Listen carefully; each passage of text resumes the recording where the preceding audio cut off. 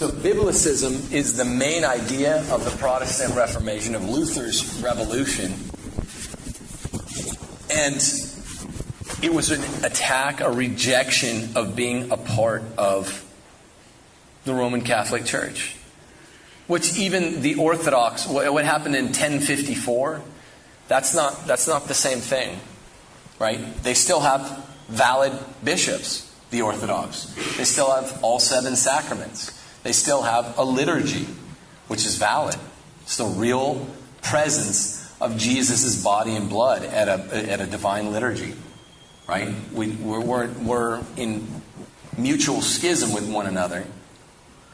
So we can't attend one another's liturgies for canonical reasons. But that's real body and blood of Jesus. So we're not talking about our difference with Orthodox Christians. We're talking about our difference with Protestants.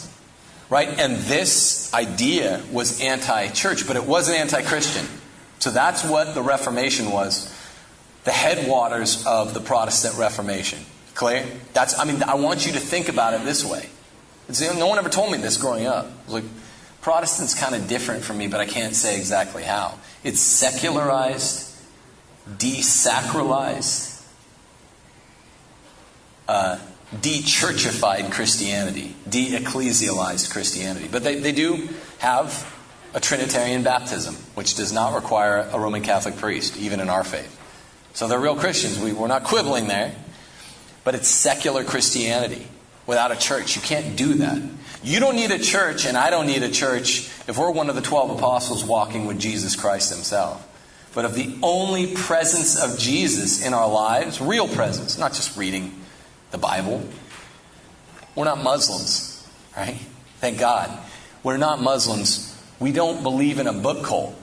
So the Bible's inerrant word of God, but the real presence of Jesus is the Eucharist, and only the Eucharist. That requires a church. That requires a sacerdotal, sacramental, ecclesiastical order. Jesus is back up in heaven, except when he is present when the red lamp's lit. So do you understand the distinction? It's most crucial. Protestants are anti-church. They don't know, many of them are good-hearted, they don't know that this is a form of being low-key anti-Christian. But they don't mean to be, and intentions do matter in this game. The other side of the coin, the headwaters of what we call the secular left, the Enlightenment, was openly anti-Christian. Not just openly anti-church. It was anti-Christ and anti-church. Literally, they put, 5 figures of Roman Catholic priests to death in the French Revolution, to the guillotine. Priests and religious sisters. So what do they have in common? They're the secular left and the religious right. Fast forward to America now. Forget deep history. 16th, 17th century. This is what the book's all about. In America, the founders of this country were some combo of what I call Protestant Enlightenment. And Protestants a little better than Enlightenment, but they're both anti-church. What's really important for a republic, in the life of a republic, is one aspect of the church's teaching. I mean, the most important aspect is obviously the sacrament, the source and summit of the faith. Again, we don't light a red lamp for any other aspect of the faith besides our Lord Jesus Christ in body, blood, soul, divinity here at the altar. We don't have an altar for what I'm about to speak about. But for republics, for the life of a republic like America, which took its cautionary tale, took its example from past republics and really, really eruditely, really, really carefully made sure not to repeat the errors of past republics. I'm talking about the Swiss cantons, which Swiss cantons were a republic that went about 1,100 years. The Venetian Republic. Today, if you go to Venice, you'll meet some hardcore right-wingers that want to be a republic again. They don't want to be part of consolidated Italy. They're good people. The Venetian Republic. Forza, forza, they say. What about 900 years? The English Republic.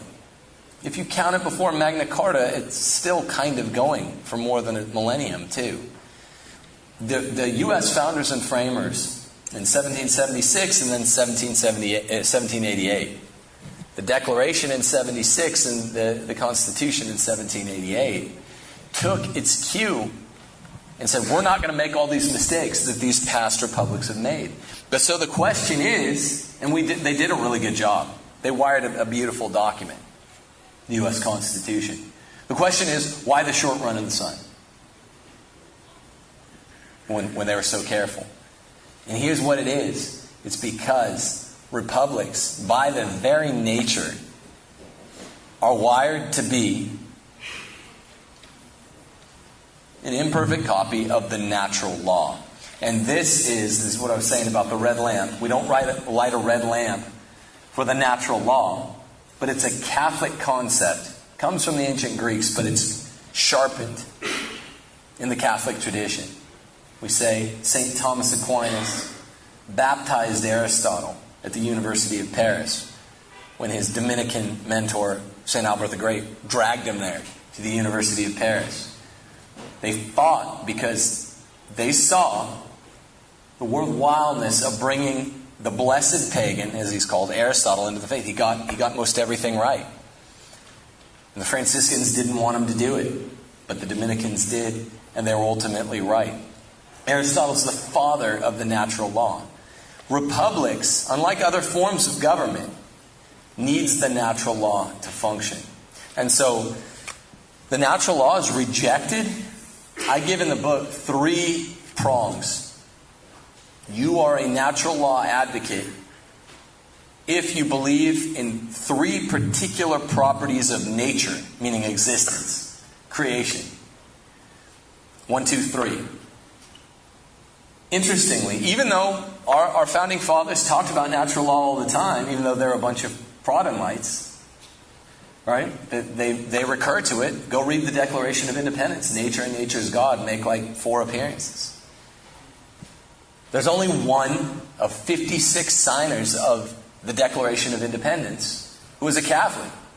Charles Carroll of Carrollton. His first cousin was the first bishop, John Carroll of Baltimore, first bishop of the United States.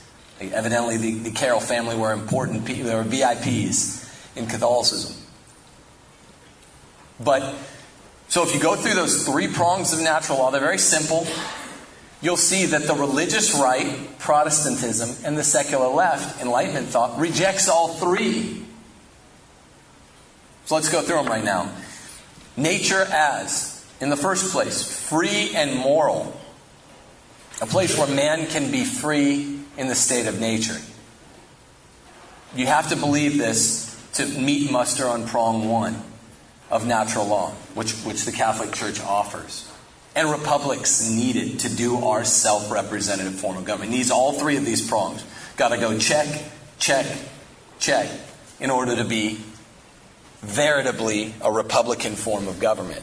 Okay, well, religious right and secular left both get an X on prong 1, not a check. Because if you know anything about your Protestant friends, I have them too, right? They're kind of like the good-hearted, toothless cousin at the family gathering. We all have them. We all love them, right? They drink a little too much Natty Light. And they're just chilling, but they have good hearts, and you're really rooting for them to get the dental implants. I get it. God bless them. And to cut back on the Natty Light. It's fine at a family gathering to have 2 or 3, but maybe not 2 or 3 6-packs. Anyway, God bless our Protestant brothers and sisters. They end up having what it takes in a way that the secular left obviously doesn't. Good intent, good heart. But for now, I'm not talking about the good intent. I'm talking about the error that simply led America awry. And yes, Martin Luther debated with Erasmus for over the course of 5 years that mankind's will is not free. John Calvin picked up on this, and it's a very well-known principle. Man is not free. For a Protestant, we don't have free will. At the 5th centenary of the Protestant Reformation, the Wall Street Journal's op-ed page, which is reputed for being right-wing, right? I read it when I can. It hailed, being an institution of American right-wingism, it hailed Martin Luther as the greatest, get this, the greatest champion, or among the greatest champions of human liberty in the history of the world, even though he rejected free will, the existence of it. He was something philosophers call a determinist, the greatest champion of free will. He believed in predestination. He believed that man was not free in nature to elect moral choices. Man would always make a wicked choice. Man is totally depraved, to borrow Calvin's term, the other kind of number 2 Protestant reformer. So you understand, I mean, this is not hard stuff. What in the hell? How does this work? Martin Luther's the greatest champion of, and they say not only liberty, but natural law as well. So this is an X on prong 1 of natural law. On the other side, for opposite reasons, the Enlightenment puts forward an idea called, it's kind of the same thing. It's called determinism. They say we're just animals. Like a cheetah, we eat when we need to eat. Right? We're not moral, we're not good, we're not bad, we're amoral. We're not immoral, we're not moral, we're amoral. We, like a cheetah, like the force of gravity, we just do what we need to do. Brain science, reduces, if taken in the wrong way, reduces all morality out of the equation. So, you see together, even though the religious right and the secular left are reputed to hate each other, they agree about natural law prong 1. Man, in nature, is moral and free. Nope. Because of biblicism for the Protestants, because of scientism or determinism for the Enlightenment thinkers. Opposite motives, same effect on prong 1. See that? See how strange that is? Prong number 2 of classical natural law, affirmed by Thomas Aquinas in the Church. Nature, if you're a natural law advocate, is intelligible. This means meaningful. That's all it means. That you can learn of, from, and about your environment. You can learn real things. Like, without Scripture, this Roman Catholic teaching, Pope Leo XIII, my personal favorite, taught that it is a heresy, the synthesis of all heresies called modernism, to posit that you can't know the moral law or with certainty the existence of God from reason alone. Not that you can, but that you can't. Do you understand how countercultural this is when you live in a Protestant or Enlightenment culture? It's a heresy to believe that it's not knowable just from natural intelligibility, prong number 2. Just from being alive, you don't have to be a Christian. You ought to be able to reason to a monotheism, one God. You might not know whether it's the Jewish God or the Christian God. No comment, Islam. But there are no other monotheisms in the history of the world. You can reason that one of them are correct just with your reason alone, no faith. You need your faith to tell you which one. And you can know the natural moral law just from being alive. You know not to murder someone. There's not an affirmative defense at law that you murdered someone. Oh, I wasn't a Christian. I hadn't eaten my Wheaties that morning. That will avail you no more than I haven't been to church lately, right? The natural law makes us all accountable. That's prong 2. The Protestants, again, reject this because of sola scriptura. They say you can't do anything okay or even halfway right without knowing the Bible and Jesus. That's not true.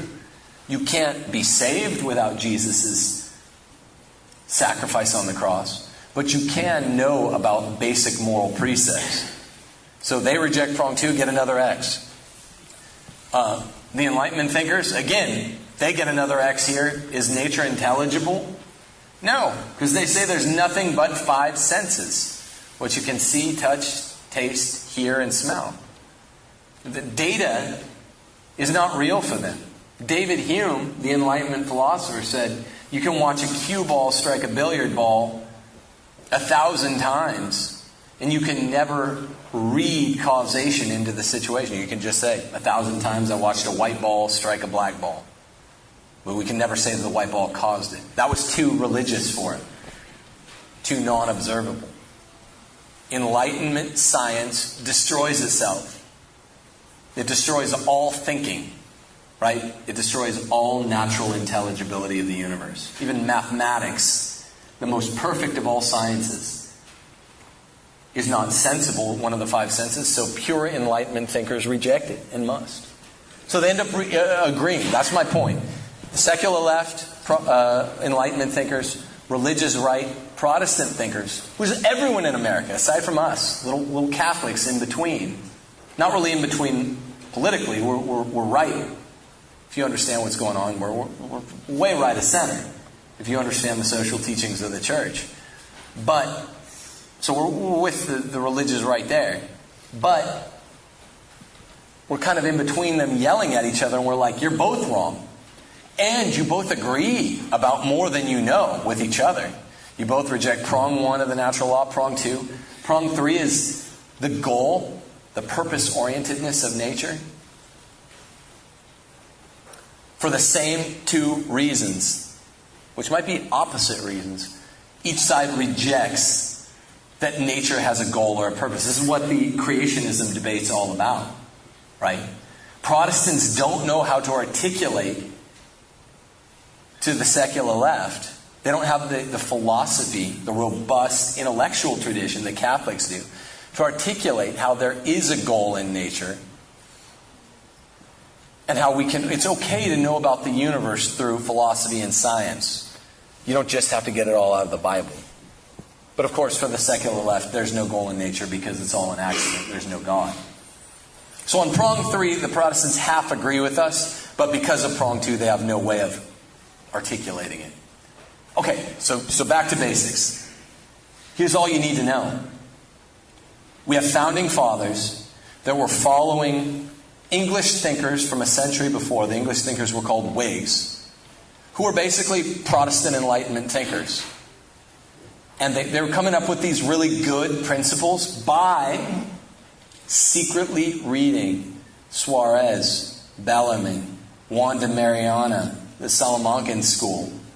Thomas Aquinas is the main one. The guy behind the guy is always Thomas Aquinas, who was channeling Aristotle. The Whigs were reading this in middle 1600s England. They're the ultimate Protestants. The Whigs are doing this Catholic philosophy while, get this, condemning the Catholics in England. And it happened again in America in the 1700s. Just same story 100 years later, across the pond. So what we have in America is a bunch of Protestant Enlightenment people adverting to Catholic philosophy, which is necessary to make a republic. Right? If you believe in natural rights, subsidiarity, virtue ethics in the people, Protestants don't even believe that's possible. They think we're naturally depraved. They don't believe in subsidiarity because they don't believe in liberty. They don't believe in natural rights because not all natural rights are explicitly articulated in the Bible. You know, church-state balance, how do you do that? Number 5, a family-based free economy. Number 6, these are the chapters of my book. Science and technology sector that doesn't become paganistic type science. There's only one way to do this. It's the Roman Catholic tradition that was being secretly plagiarized by the Whigs in England, and then a century later by the neo-Whigs like Jefferson and John Adams. The neo-Whigs in America. So why do things break down? Why are there 2 screaming red-faced parties at every turn in America? And we're always like, as a Roman Catholic, you're like, this isn't a problem. Creationism versus Big Bang Theory. Neither the Protestants nor the secularists understand this. Big Bang Theory is a Catholic theory by a Roman Catholic priest. It was rejected by the Soviet atheists and Red China because they said, in Stalin's words, Big Bang Theory proves Catholic theology correct. If a Soviet scientist acknowledged Big Bang, was put forward by Monsignor George Lemaitre, they had their head taken. They're killed. Because it's science that proves the Roman Catholic faith right. But you hear, in Lemaitre showed Einstein how he was wrong about something called a fudge factor. This is one example. Just a single example to show you're always creationism versus evolution. This is a false dichotomy. right? Evolution, in a certain sense, microevolution doesn't disprove God. And creationism doesn't require the earth to be like, 6,000 years old or whatever. Only we understand this, okay? So all of these Republican principles can happen neither by the Protestants or the Enlightenment thinkers. And things have come apart prematurely. That's all you need to know. So you have a republic founded on basically a low fidelity version of the right ideas, Catholic ideas. But the republic, ironically, this is like recent history's greatest irony, was founded to keep Roman Catholics out. It's the one thing the Protestants in the early nation and the secular type guys like Thomas Paine or Thomas Jefferson agreed about. The one thing Reformation and Enlightenment thinkers agreed about was keep the Catholics out. They both hated the church, right? Just Protestants didn't hate Jesus. Don't hate Jesus. They tried to keep the church out, but they were secretly drinking from our fountain. Because Protestant philosophy rejects republicanism, small r. All these things you need, you can't get from the Protestant sola scriptura tradition. Secular left Enlightenment philosophy rejects the idea of human liberty, human virtue, subsidiarity, natural rights. All these things, they reject it too. So they're drinking from our fountain while keeping us out. That's why things have gone awry. And there are guys like our president who get the bait. He's not a scholar, okay? But I'm not bagging on the guy. Hey, it was his birthday yesterday. Be nice. What's up? You got to wish the guy. Pray for this guy, because this is what I'm saying. Without knowing it, he has good instincts. I mean, doesn't always know what to say precisely when, but he kind of does. He's not Catholic, but especially his first couple years, he was surrounded by good Catholics like Steve Bannon, guys like that. The Catholics, he was kind of just by instinct alone gravitating toward understanding this. Not all the depths that we're plumbing here. Not in granular detail. But he had a basic idea. I want to bring it back around to the idea that there's a moment of power here. There are 5 moments of power. Let's take that for gospel. And one of them is catastrophes, like Rahm Emanuel said. Strike while the iron's hot. So there are 2 things that our president seems to understand that are deeply Catholic. One is of the natural rights, life, liberty, property, in the 5th and the 14th Amendment of the Constitution. These are the 3 main natural rights. There's a 4th one that kicks in contingently. Contingent meaning if you violate one of the first 3, there's a 4th one. Jefferson and those guys knew it. They were badasses. They were aristocrats who had all the skin in the game, and yet they were willing to risk it all. Because Parliament did the Tea Act, the Townshend Acts, the Sugar Act, and the Stamp Act. Which isn't that tyrannical, just so we're straight here. It's compared to the tyrannies imposition by the U.S. government over the last 100 years. It's like nothing. Going nuts because of a little tariff on the breakfast beverage. All right? But these guys were freedom lovers, even though they're Protestant Enlightenment. And they didn't really understand the headwaters of their true liberties and their opportunity at true virtue. Because that's what we were born to do. We're born to have liberty, to be good, and to get into heaven, and to have eternal union with Jesus Christ. You know it through science and philosophy, though. And they knew it through the philosophy, even though they didn't get the Catholicity of it. So, rebellion is a natural right. And what are we? Less than 3 weeks away from the 4th of July. This is one of the 2 things I want to say to you that might shock you. What is a natural right but a recurring, eternal, perennial thing that can be recurred to. It's not a one-time deal. It's not a right. Because if one time one guy in the Garden of Eden was given property, this part of the garden is yours. But the idea of private property were not something that's available to all men at all times, then you can't call it use, I-U-S, or right.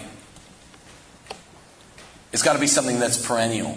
So life and liberty and property are rights, but guess what?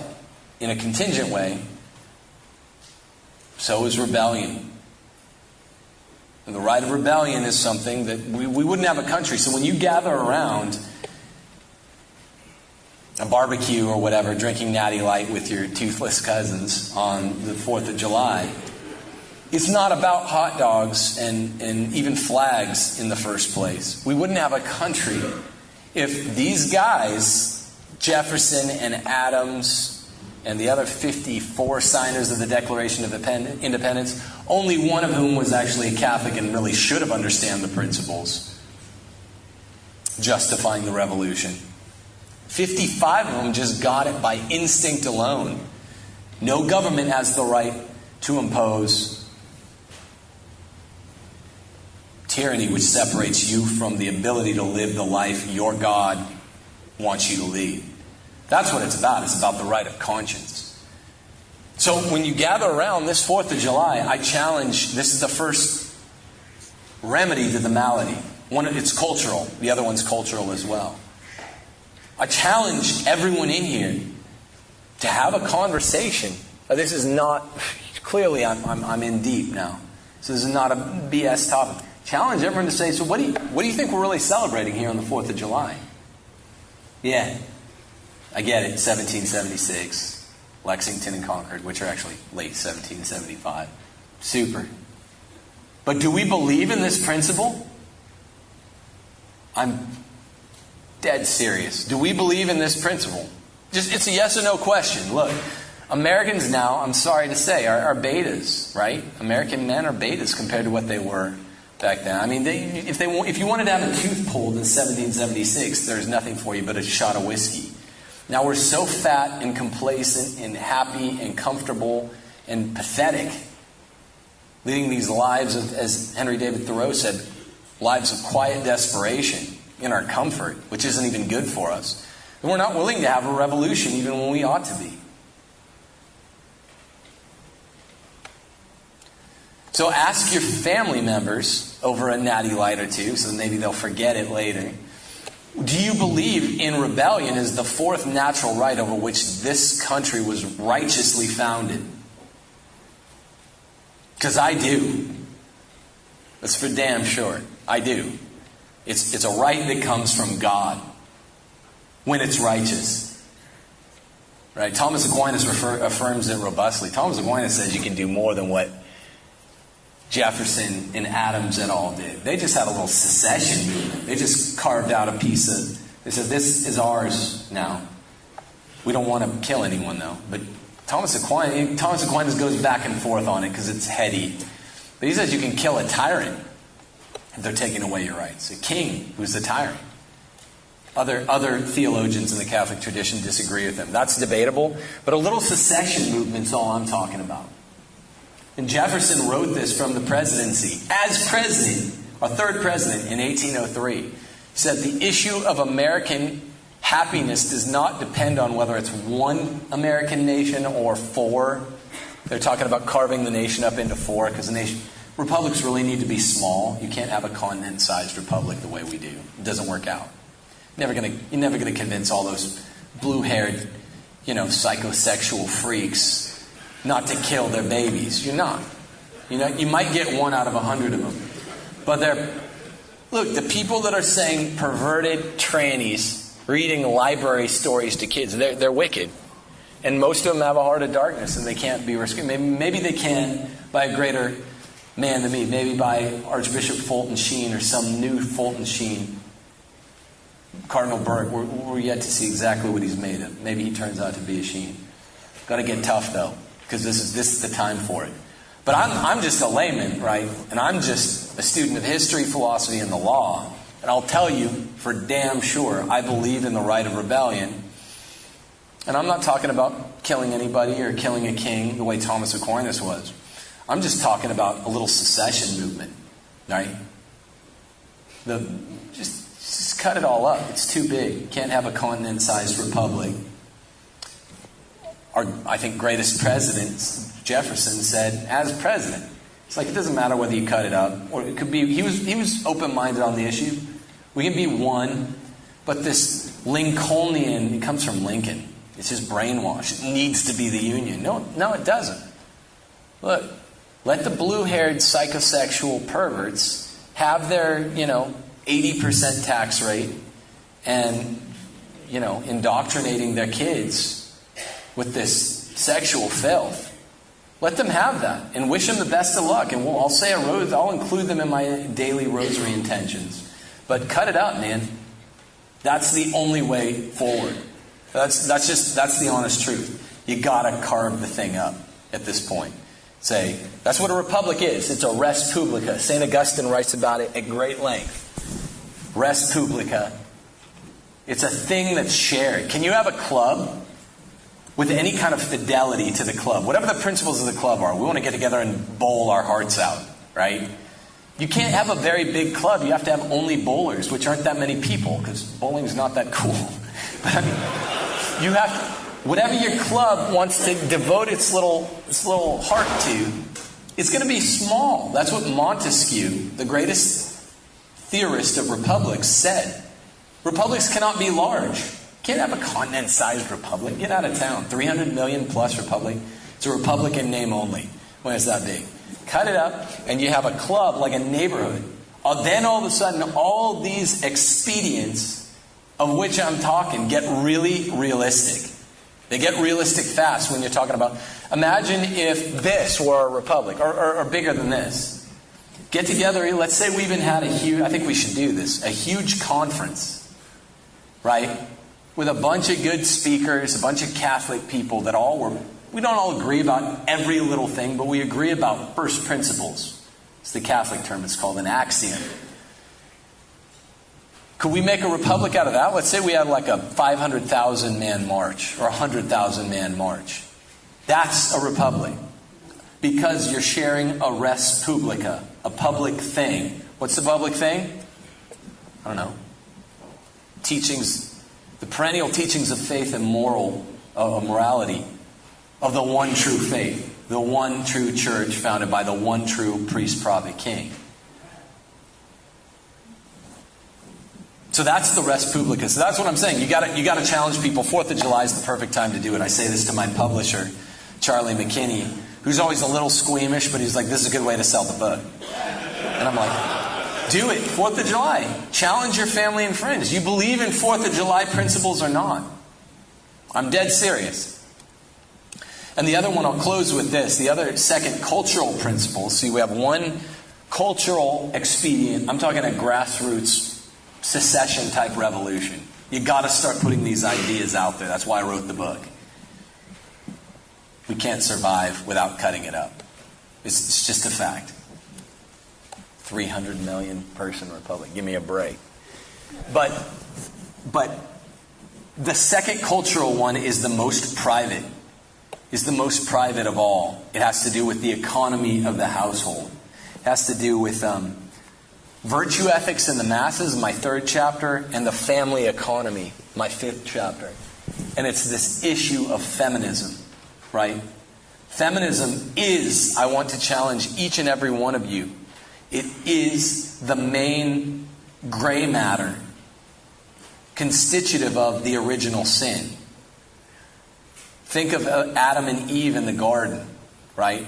When Eve traded her birthright to the deceiver, and ours, thank you very much, to the deceiver, the serpent, Adam wasn't gone. He was right there, like a cuck.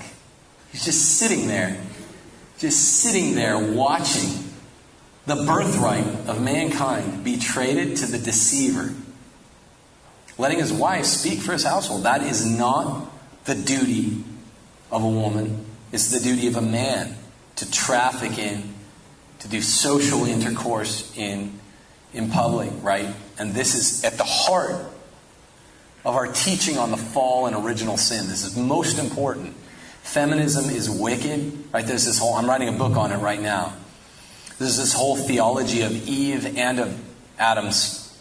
It's fake. It's from Jewish Kabbalah, but some Jewish theologian said he had a first wife named Lilith. Do any of you know about Lilith? The feminists love Lilith. You watch Cheers or Frasier, right? His first wife. They all know, all the Hollywood screenwriters. A lullaby is supposedly a bedtime song to keep Lilith away. Lilith was Adam's first wife, who the feminists love because she refused to submit to him. See, feminists like Eve because they like how Eve disobeyed her husband and disobeyed God. So they like that, but they think Eve got punished with birth pains. And so Eve's not so cool. Lilith was Adam's first wife. It's apocryphal. It's not true. But in Jewish Kabbalah, they believe it is. And they love it. Because Eve disobeyed God, disobeyed her husband. Wife should obey her husband in love, in fidelity, as a sign, as a constitution of her obedience to God. And a man should be a good man. I'm going to talk about this in one more minute. But she disobeyed and she got away with it. She disobeyed and she got away with it. So the feminists love Eve. And so feminism is a much more central vice than what we've been brainwashed about the last 60 years. And it's much older than 60 years as well. It's also a lie that it was born in the 1960s. It shows up as far back as 1848, something called the Seneca Falls Convention in upstate New York. And people will say, oh, well, that's first wave feminism. That was good. It's a load of bull roar, man. They have a document crafted after the Declaration of Independence. It's called the Declaration of Sentiments. First wave feminism, still wicked. And all of the wicked points of so-called second wave feminism are there. Go look it up. Declaration of Sentiments. I don't have time to go into it. But it's all wicked. Feminism writ large is wicked. And so how do you reclaim the culture? You can't have a revolution if you got a bunch of betas, men who are a bunch of Adams with Eve wives, right? You can't do this. So it's all part of a healthy republic. The Catechism of the Catholic Church, which affirms man's got to be the priest of the household, priest, prophet, king of the household as well. But it says man is the priest of the ecclesiola. But to do that requires virtue. No one wants to lead a porn-addicted, wimpy, soft, frightened of confrontation little beta. No one wants to follow. That's not a leader. It's that simple. Would you follow Adam? I'm not absolving Eve of all wrongdoing, or the feminist. Wait till you get my book. But the point is, the prime male virtue. See, men and women, we don't have the same virtues. The prime male virtue is supposed to be self-possession, leadership. The prime female virtue is supposed to be marrying. Just look at Jesus versus Mary. New Adam, new Eve. Mary's the queen of heaven. Was she running around bossing anyone around? No. She have 3 PhDs? No. Was she have much of a public life at all? No. She was just the best woman ever. Was a teen mom. I don't even know if you can make that joke, but she was a teen mom. She's barefoot and pregnant. What's wrong with barefoot and pregnant? Don't meet my barefoot pregnant wife outside. I got my family with me. She was the queen of heaven, but was she charged at the Great Commission? No. What does St. Paul say about women teaching or even speaking in church? In inerrant scripture. He says a lot. I told you, it's not easy. This is dead against what you're hearing, even in a lot of Catholic circles. So how does man get this virtue of leadership? I'll close with this. See, it starts with the cycle of courtship. This is closing thought, I promise. But see, men, so what makes a beta, what goes into the constitution, the making of a beta man, which is too many men. I look around. When you court a woman and you do it the right way, you're supposed to have two things, two kinds of authority. Moral authority and practical authority. You can tell even by looking at the first date, right? In the first date, you have the moral authority.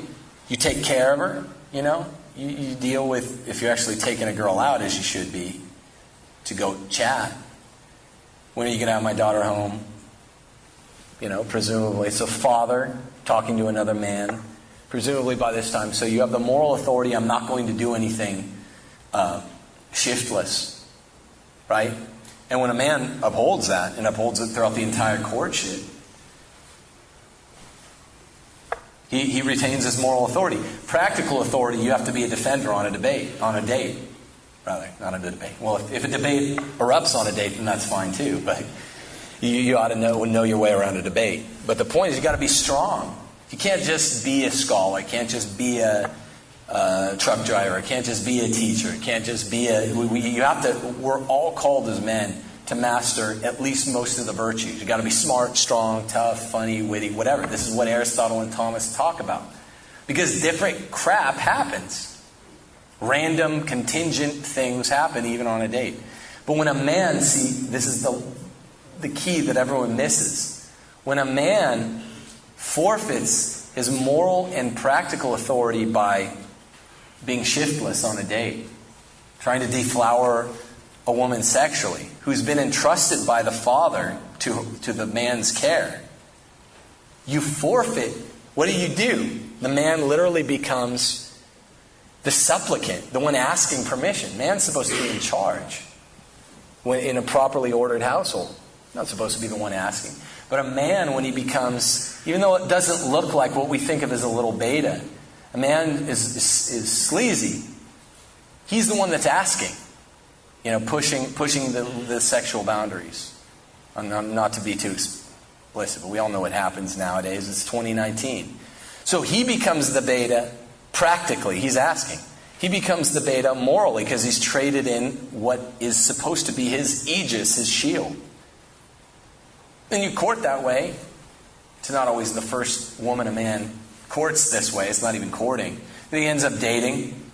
People are getting married never or later these days. The point is, by the time you get to the marriage, you've already forfeited your aegis, your leadership, your practical and moral leadership. How are you the household?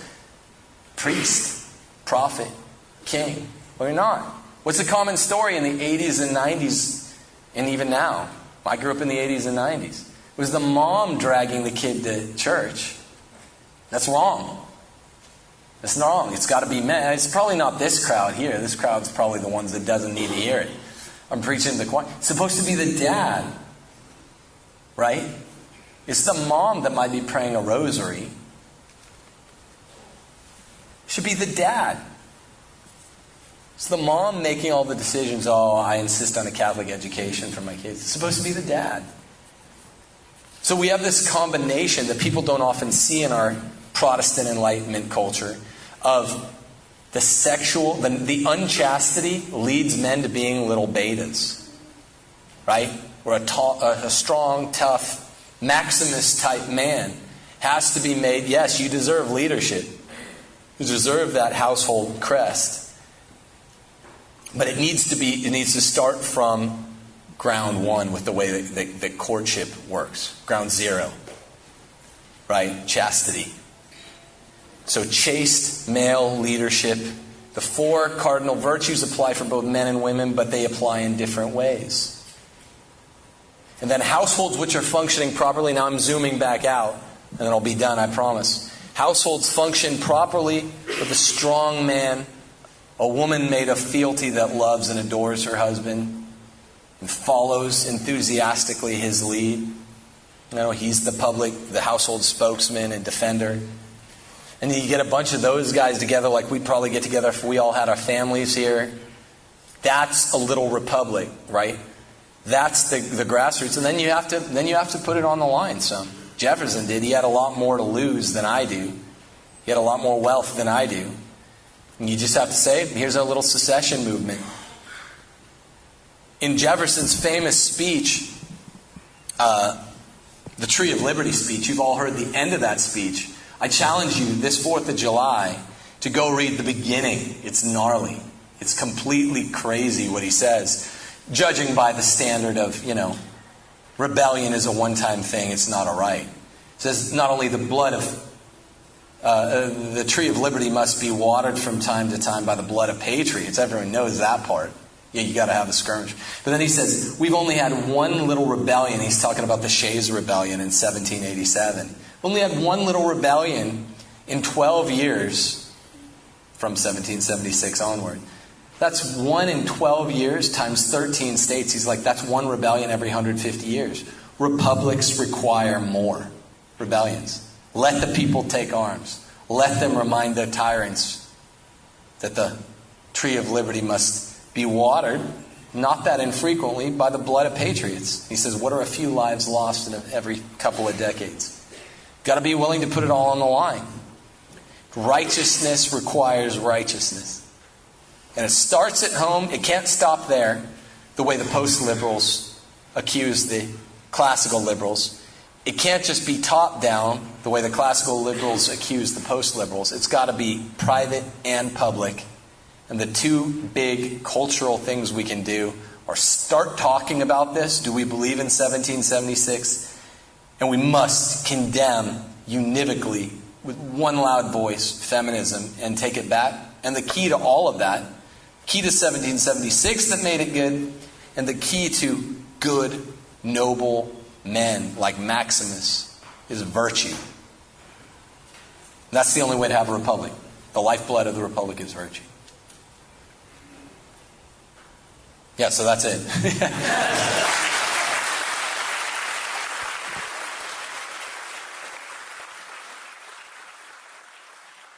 Q&A?